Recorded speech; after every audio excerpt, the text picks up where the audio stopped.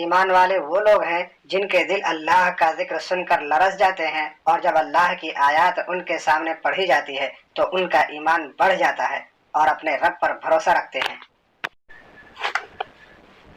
الحمد للہ کفا وسلام علی عباده الذین اصطفى اما بعد قال الله تبارك وتعالى في كلامه المجيد والفرقان الحميد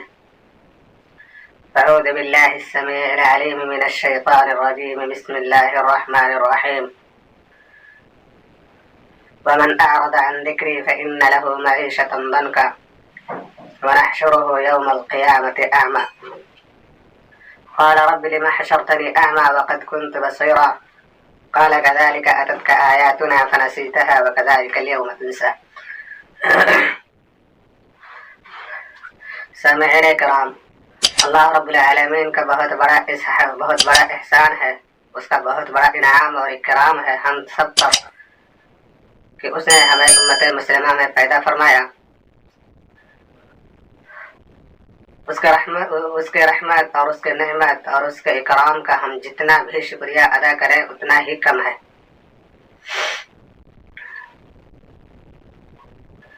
لیکن افسوس کہ ہم مسلمان ہوتے ہوئے بھی اللہ رب العالمین کے تعلیمات اور اس کے احکامات کو بھلا بیٹھے اور اس کے نافرمان بندہ بن کر زندگی گزار رہے ہیں۔ اللہ رب العالمین کے بتائے ہوئے قوانین کو بھلا کر اور اس کے تعلیمات کو بھلا کر اپنے من مانی اور من چاہا زندگی گزارنے لگے۔ پھر بھی ہم فخریہ انداز میں کہہ رہے ہیں کہ ہم مسلمان ہیں۔ کہاں کا اسلام باقی ہے ہمارے اندر؟ کس ناحیت سے ہم مسلم لگ رہے ہیں؟ یاد رکھو، اللہ رب العالمین کا فرمان یہ عام ہے، یہ ہر کسی کے لیے ہے کہ جو بھی اللہ کے احکامات سے روگردانی کی، جس نے بھی اللہ رب العالمین کے تعلیمات کو چھوڑ کر اپنی من مانی اور اپنے من چاہا زندگی گزاری، انہی کے لیے،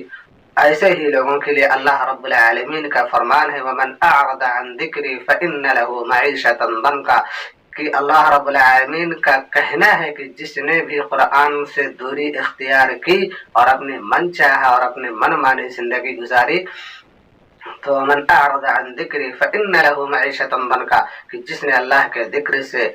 اعراض کیا، قرآن سے اعراض کیا، قرآن سے دوری اختیار کیا، تو اس کا کہنا ہے، اللہ رب العالمین کا کہنا ہے کہ اس کی زندگی ہم تنگ کر کے چھوڑیں گے۔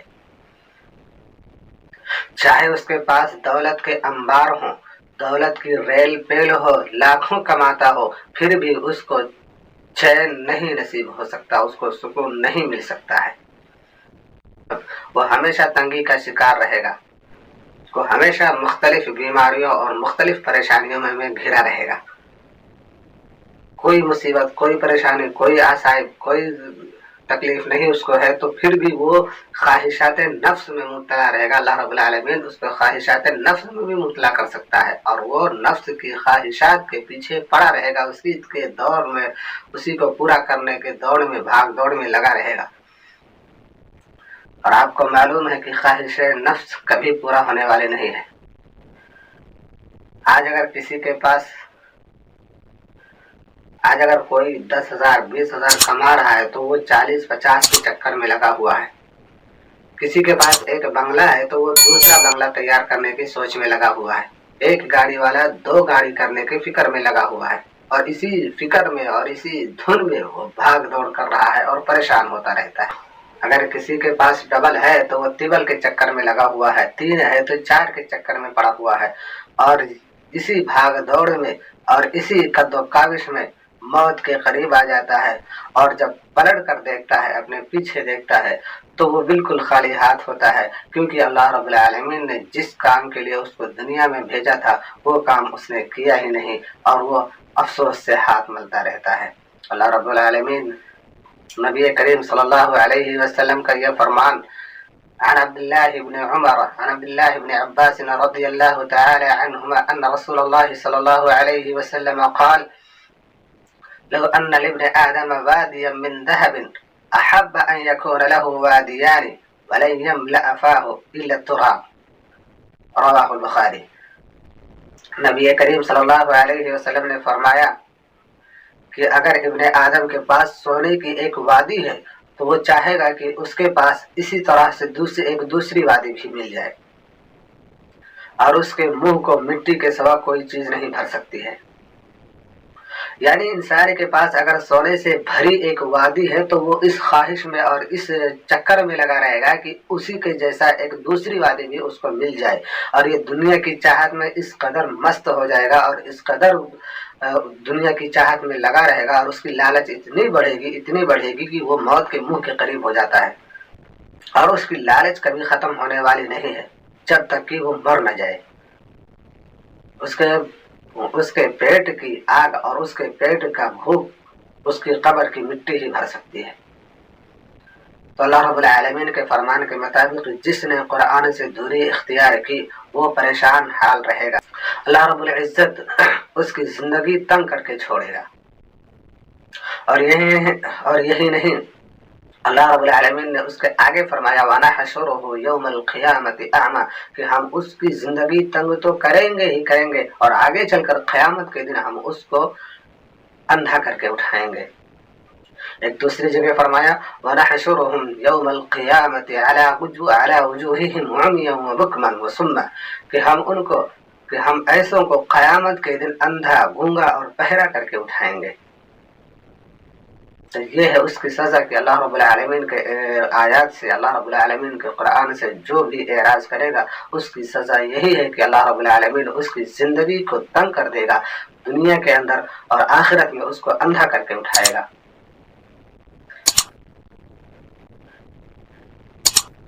چنانچہ نبی کریم صلی اللہ علیہ وسلم کی ایک حدیث آتی ہے، دو حدیثیں ہیں، ایک حدیث بخاری کے اندر ہے اور ایک ترمذی شریف میں ہے، چاہتا ہوں کہ وہ حدیث بھی پیش کر دوں۔ وہ حدیث اس طرح سے ہے، عن قتادہ حدثنا انس بن مالک رضی اللہ تعالی عنہ ان رجلا قال يا نبي الله كيف يحشر الكافر على وجوههم؟ قال أليس الذي أمشاه على الرجلين في الدنيا قادرا على أن يمشيه وجهه يوم القيامة؟ قال قتادة بلى وعزة ربنا، رواه البخاري في كتاب الرقاق باب كيف الحشر۔ اور ترمذی کی جو حدیث ہے وہ اس طرح سے ہے، عن ابی ہریرہ رضی اللہ تعالی عنہ قال قال رسول الله صلى الله عليه وسلم يحشر الناس يوم القيامة 3 أصناف، صنفا مشاة وصنفا ركبانا وصنفا على وجوههم، قيل يا رسول الله كيف يمشون على وجوههم؟ قال إن الذي أمشاهم على أقدامهم قادر على أن يمشيهم على وجوههم، رواه الترمذي۔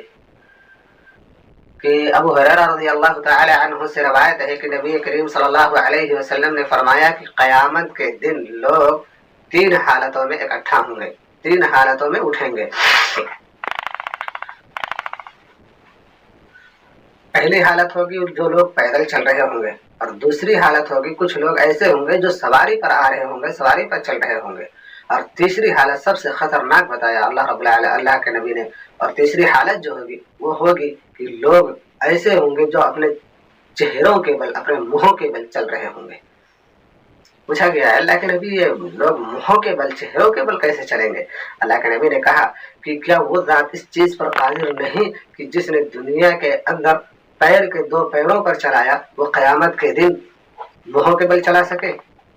قتادہ رضی اللہ تعالی عنہ فرماتے ہیں بلا وعزت ربنا، بے شک ہمارے رب کی عزت، بے شک اللہ رب العالمین چلا سکتا ہے۔